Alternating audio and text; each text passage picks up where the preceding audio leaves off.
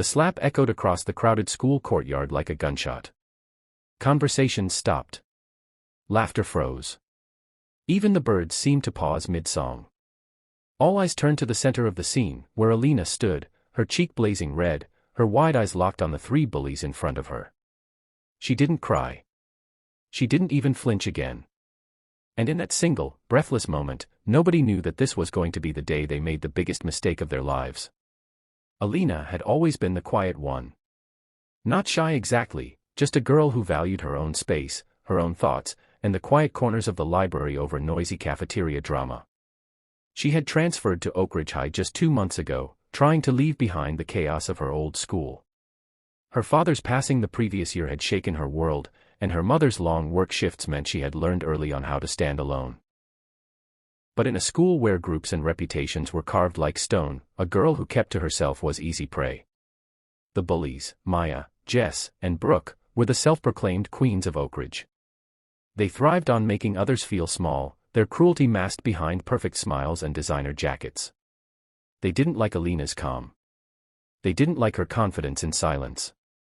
Most of all, they didn't like that when they mocked her for wearing her late father's worn leather jacket, she didn't even acknowledge them. To them, that wasn't ignoring, it was disrespect.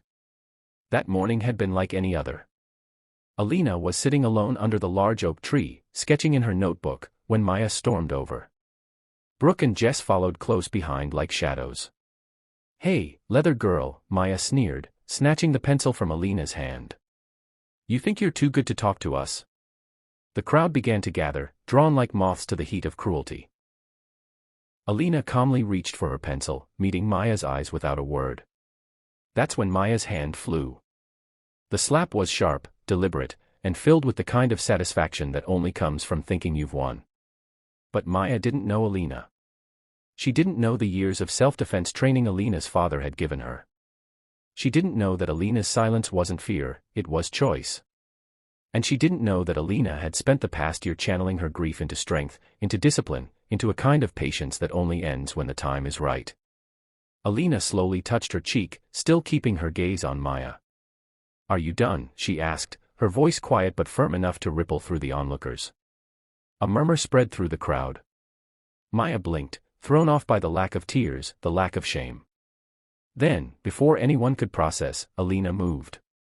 It wasn't wild or violent, it was precise. A quick step forward, a controlled grip on Maya's wrist, and in seconds, Maya's own hand was pinned behind her back. Brooke and Jess tried to jump in, but Alina sidestepped, using her training to disarm their rush without throwing a single unknees. The moment after the slap felt like standing in the middle of a storm with the air sucked out of your lungs.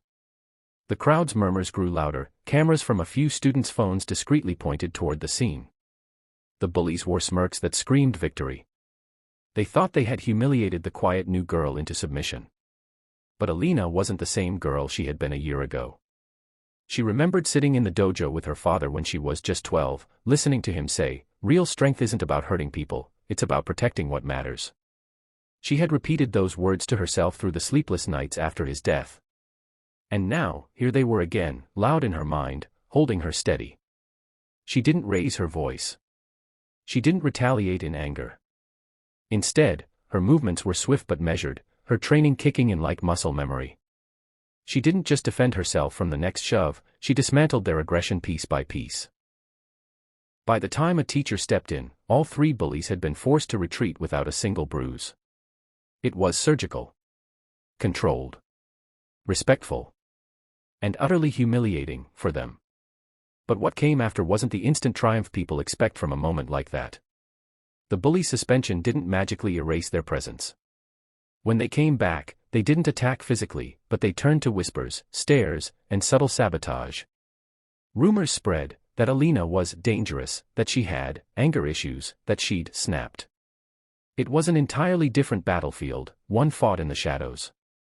And while she could dodge punches, she couldn't block every cruel word. Some nights, the loneliness gnawed at her. She'd sit in her room, staring at her father's jacket draped over the chair, fighting the urge to pack her bags and beg her mom to transfer her again. But something inside her kept whispering, "No, you've come this far. You're not leaving." Then came the school's annual charity talent show, a big event where the whole town showed up. Alina had kept her art private, but her new friends convinced her to display her sketchbook on one of the exhibition tables. When the night came, people stopped in their tracks at her drawings, portraits so vivid they seemed alive, landscapes so detailed they looked like memories. Even the principal stopped by to compliment her work. It was in that moment that something shifted. Students who had only known her as the girl from the courtyard fight began to see her as the artist. Some even asked if she could teach them how to draw. The whispers started to fade, replaced by nods and friendly greetings in the hallway. The bullies still lurked, but their audience was shrinking. Weeks later, a bigger challenge came. Maya's younger brother, Daniel, started getting picked on by older kids. Out of everyone in school, it was Alina who stepped in to protect him. She didn't humiliate his tormentors. Just firmly told them to back off and walked him to class. That moment.